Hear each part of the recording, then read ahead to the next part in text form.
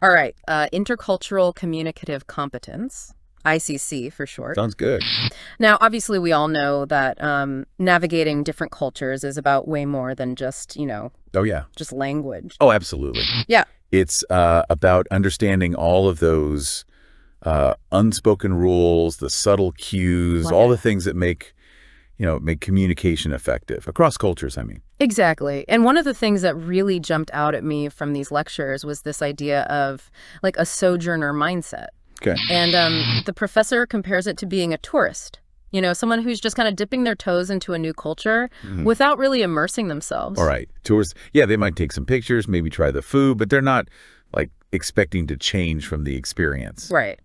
But the sojourner, on the other hand, they're diving in head first. Yeah. They really embrace the new culture. They adapt to it, and they let themselves be transformed by the experience. I like that. So is the professor saying that even if you're not living in another country, you can still cultivate that sojourner mindset, and that's key to, developing ICC? Yeah, that's it. It's about approaching those differences, those cultural differences, with a real sense of curiosity and a willingness to actually learn. That's great. It's about realizing that there are different ways of seeing the world, multiple ways of communicating, and being open to understanding those different perspectives. I love that. Okay, so let's get into the nuts and bolts of ICC, what it actually involves. The professor breaks it down into 5 core components. And to be honest, when I first saw this list, I was a little overwhelmed. Yeah, it can seem like a lot at first, but just think of it like a toolkit. Each component gives you a certain set of skills to navigate those tricky intercultural interactions. Right. So, maybe that makes it a little less overwhelming. Yeah. So we've got like personal attributes, openness, flexibility, empathy, right?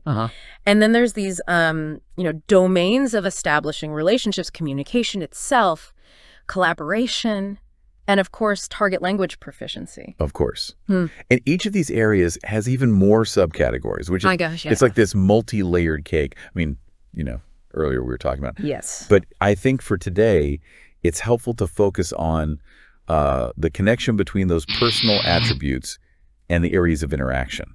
Okay, so for instance, if you're someone who is naturally curious and empathetic, does that mean you'll have an easier time developing ICC? Oh, for sure. Those are like the basis for ICC. If you are open to new experiences, if you're willing to see things from other people's points of view, then you're off to a good start. And you can keep getting better and better at it as you learn the specific skills for communication, relationship building, and collaboration across different cultures. It's fascinating how it's all connected. It really is. And this brings us to another key concept from the lectures, the idea of the intercultural speaker. You might think, it's someone who can speak multiple languages fluently, but it's much more nuanced than that. Ooh. Okay, tell me more. Okay, so the intercultural speaker, they aren't necessarily aiming for native-like fluency in all these languages. Instead, they're focusing on effectively navigating between different cultures, respecting the differences without necessarily adopting them themselves. So it's more about being a bridge, finding common ground. Yeah, you got it. It's like being a cultural ambassador So who can move between these different worlds while still appreciating the beauty of each of them. I like that. But, it can be hard to put this into practice in real life situations. It really can. And that's where the professor's examples are really helpful. For example, imagine you're a business person negotiating a deal in China. Okay, tell me. This is interesting because I've always been fascinated by business etiquette in different cultures. Right. Well, in China, there's this concept of guangxi, which basically means building strong relationships is like the foundation of any business dealings. It's not just about signing a contract. It's about building trust and understanding first. So even if you have the best business plan in the world, if you don't have those relationships, you might just hit a wall. Exactly. You got it. And that's where ICC comes in. It's about understanding the values that are behind the way they do business, the way they communicate, their negotiation style. It's like having that insider information, that cultural intelligence to help you be more confident, and sensitive to the situation. Exactly. And this isn't just for business.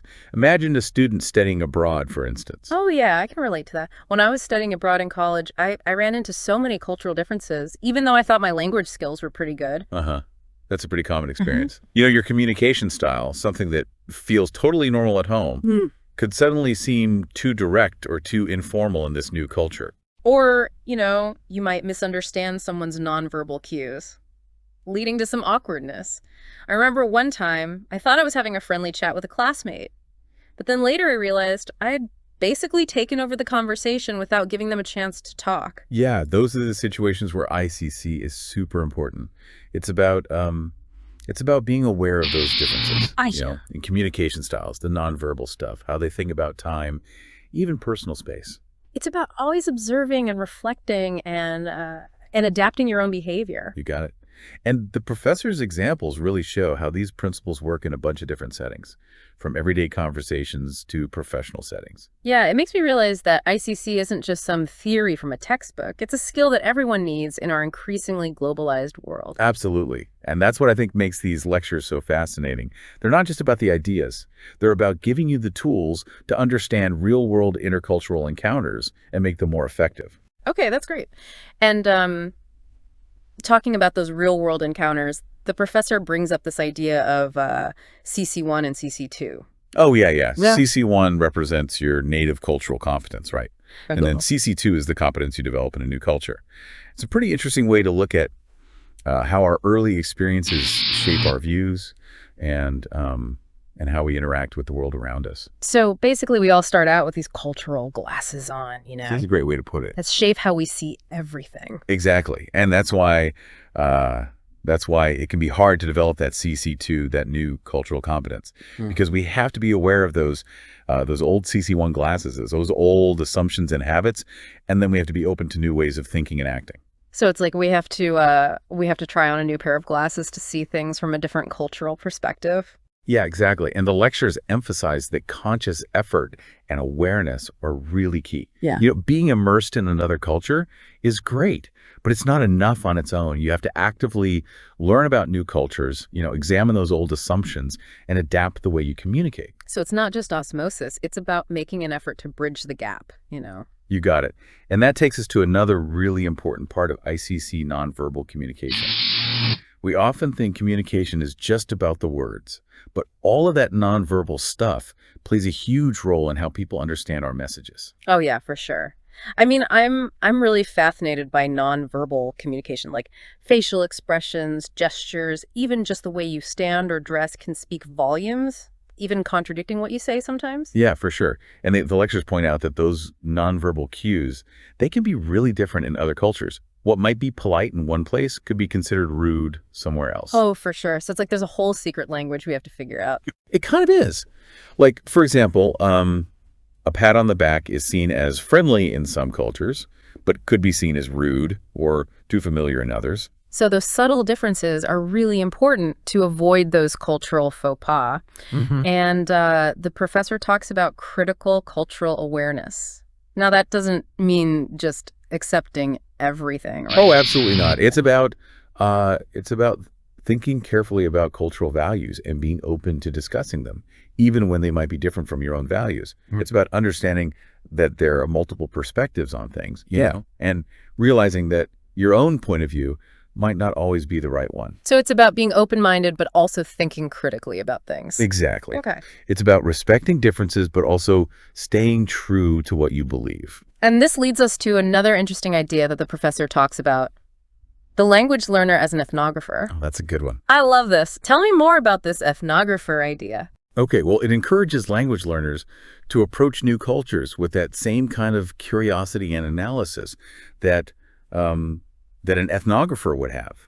Ethnographers, they're those fascinating people who, they really immerse themselves in different cultures. They observe and analyze and try to understand all the complexities of these societies. Okay, so it's not just about learning grammar and words. It's about understanding the whole culture. Right? Yeah. It's about observing those everyday interactions, asking questions, and just constantly learning. It's like turning language learning into this big cultural adventure. I like that a lot more than just memorizing verb conjugations. Yeah.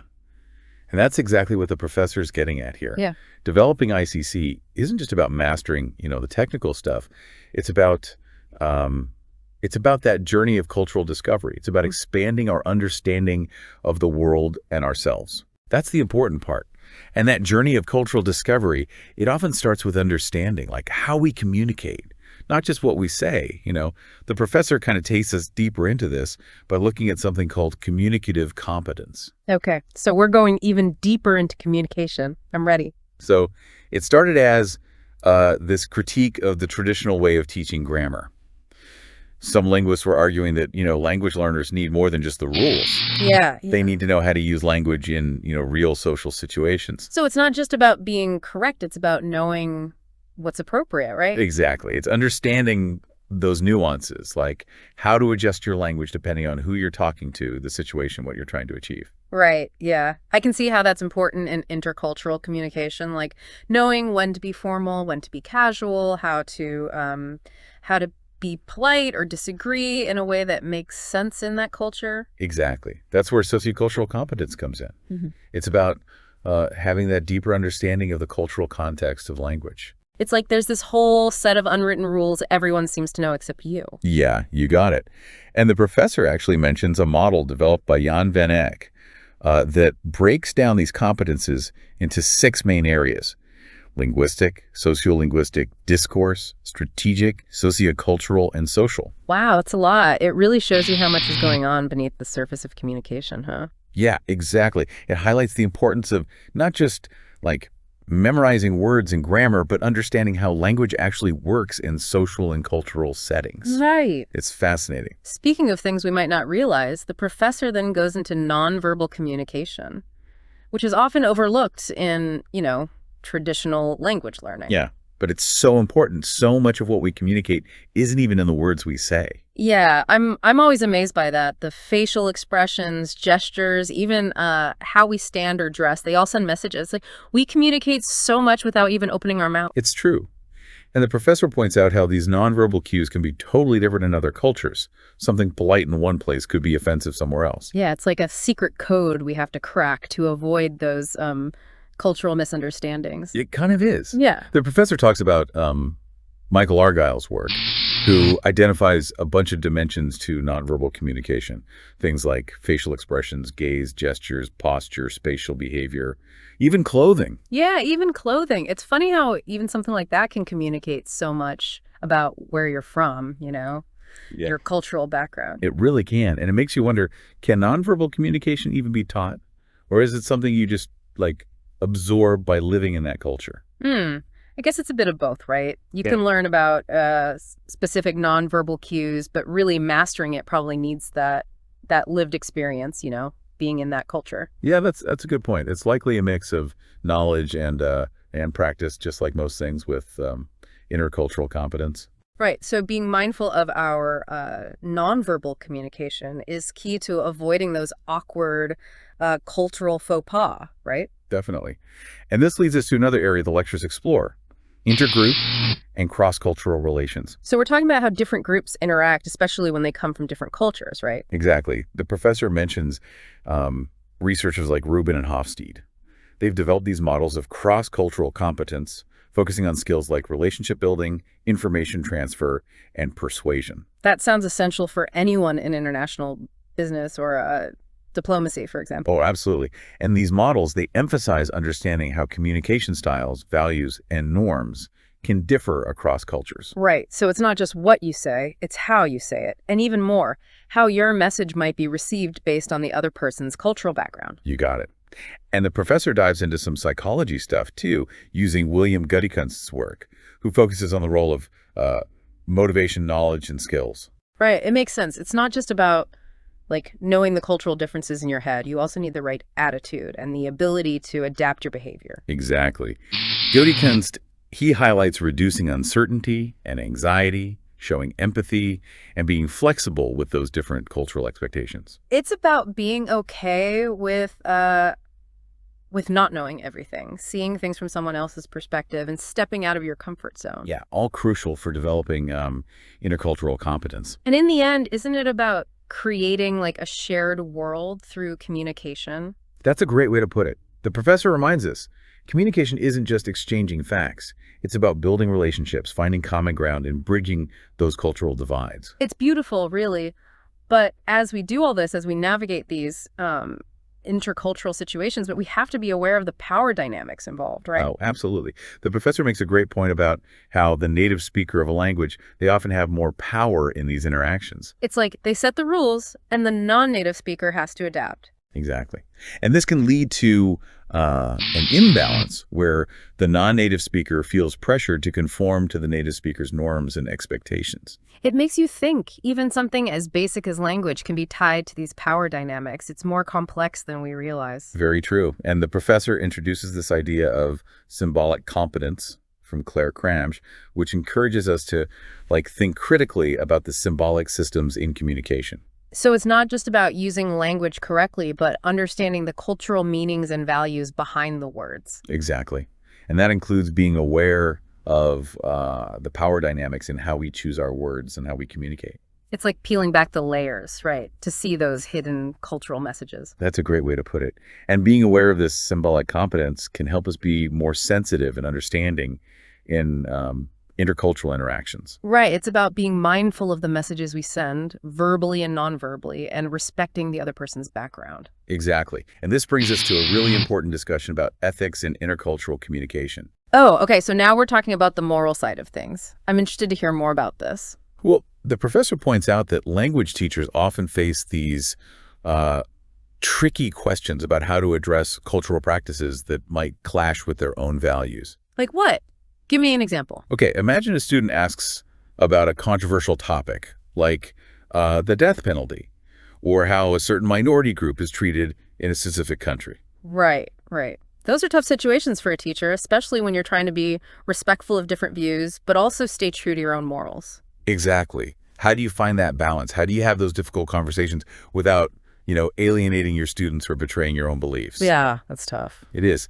And the professor highlights 3 key concepts that can help us navigate these ethical dilemmas. Moral relativism, values pluralism, and human rights. Okay, let's break those down. What's moral relativism? Moral relativism is the idea that there aren't any absolute moral truths. What's right or wrong totally depends on the culture you're in. So it's like anything goes because morality is relative. In a way, yes. But the professor points out that this can be a slippery slope. How so?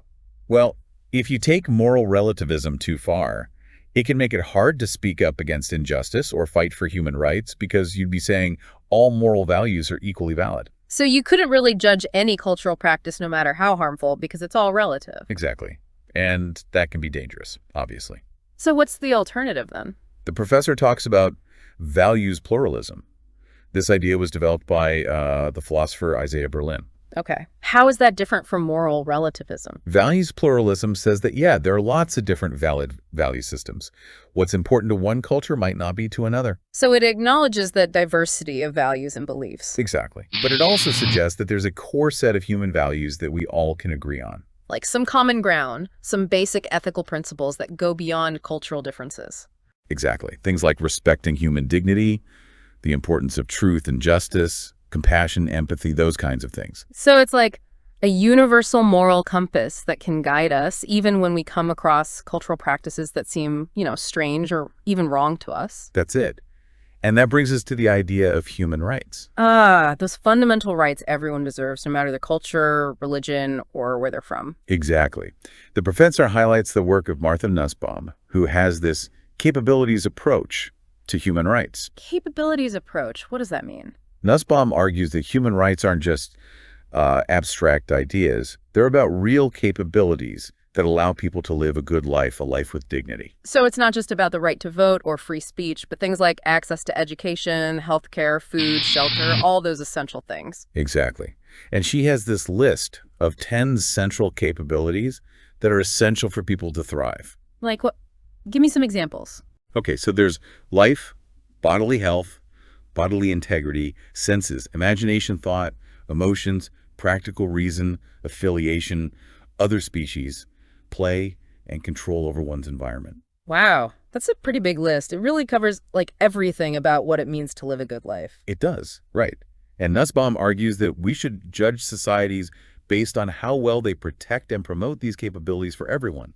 So it's about making sure everyone has the chance to live a good life and reach their full potential, not just respecting cultural differences. Exactly. This capabilities approach gives us a useful way to think about the ethics of intercultural communication. So it's not about forcing our values on others, but also not about accepting harmful practices just because they're part of a culture. You got it. It's finding that balance. Yeah. Respecting differences while upholding those universal human rights. It's recognizing that every human being deserves a dignified life and to have their basic needs met no matter their background. Well said. And that brings us to another interesting concept from the lectures, how intercultural competence and pragmatics intersect. Okay, so now we're getting into pragmatics. Remind me what that is again. Pragmatics is basically how language is used in context. So it's not just the dictionary definition of words, but how they're used in real life to get meaning across, right? You got it. And the professor says pragmatics is super important for intercultural communication. Because I'm guessing different cultures might use language in different ways. What's polite in one place might not be in another. Exactly. And the professor highlights a few key aspects of pragmatics that are relevant to intercultural communication. Okay, I'm listening. One important concept is speech acts.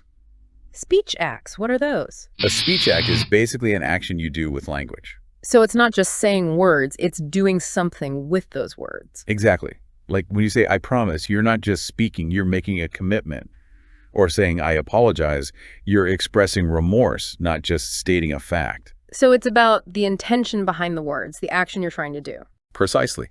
And the professor points out that different cultures can have different ways of doing these speech acts. So like what might be a polite request in one culture could be rude in another. Exactly. There's this study, the Cross-Cultural Speech Act Realization Project, or CCSARP, which looked at how requests and apologies are made in different languages. I bet they found some big differences. They did.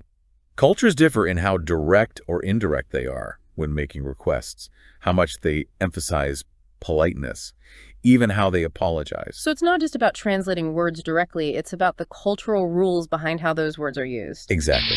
The professor also talks about implicature, which is the implied meaning beyond the literal words. It's like reading between the lines, picking up on those unspoken messages. Yes. Like if someone says, it's cold in here, they might actually want you to close the window. Right. So it's about figuring out what the speaker really means, not just what they literally said. Exactly. And understanding implicature is super important for intercultural communication.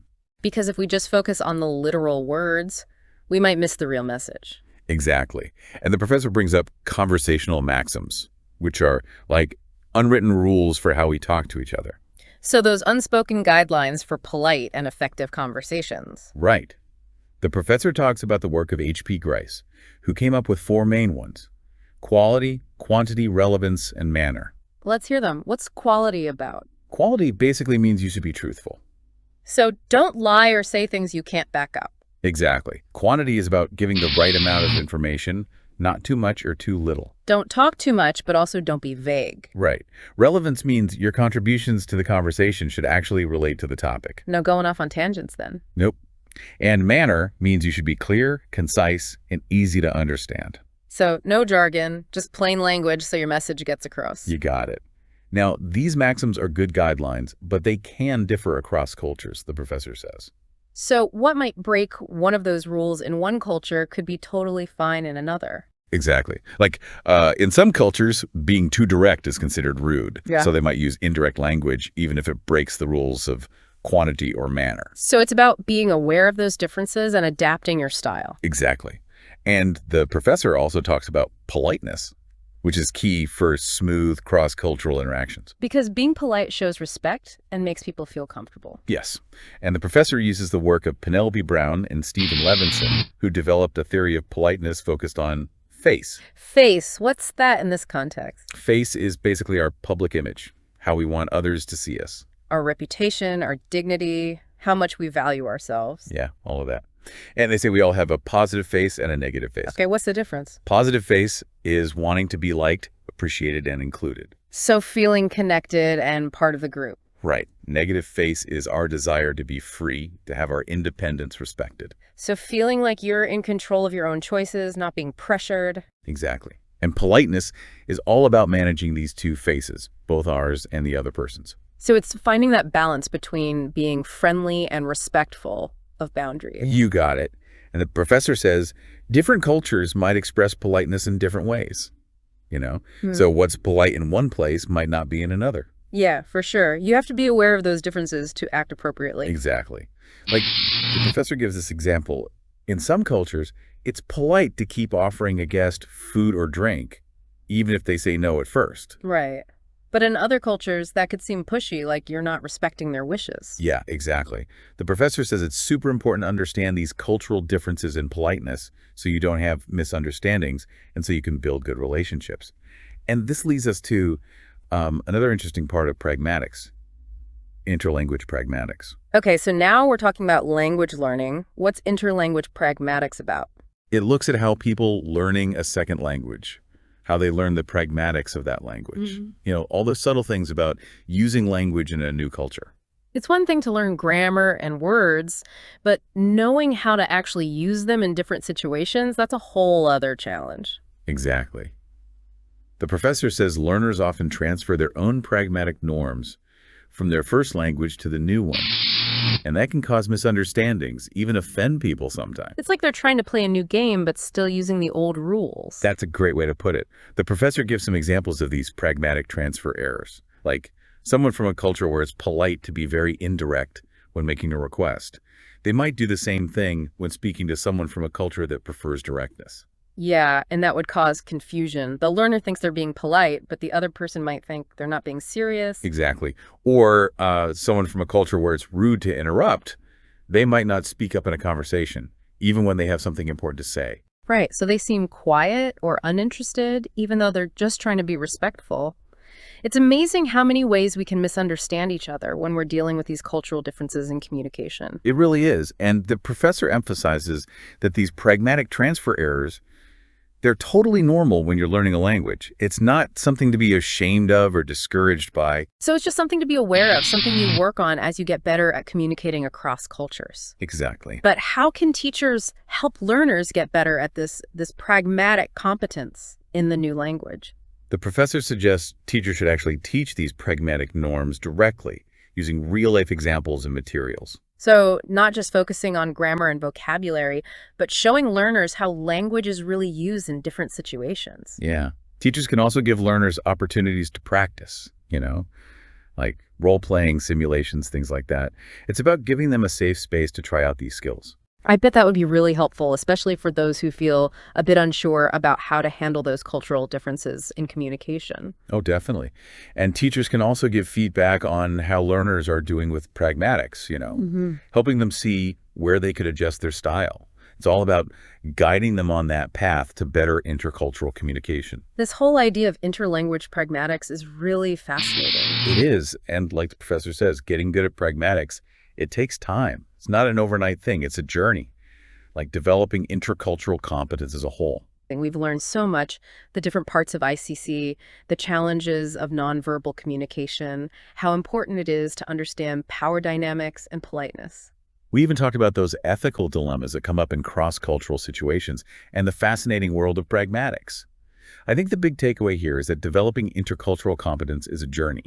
It's about continually learning and growing. It's about being curious, open-minded, respectful, and willing to step outside our comfort zones to embrace all the different ways people are. It's about seeing the world from different perspectives and understanding that each one has value. In our world today, intercultural competence is essential. It's not just a nice to have anymore. Absolutely. It's the key to understanding each other better, building connections between cultures, and creating a more peaceful world. It's about recognizing that we're all connected.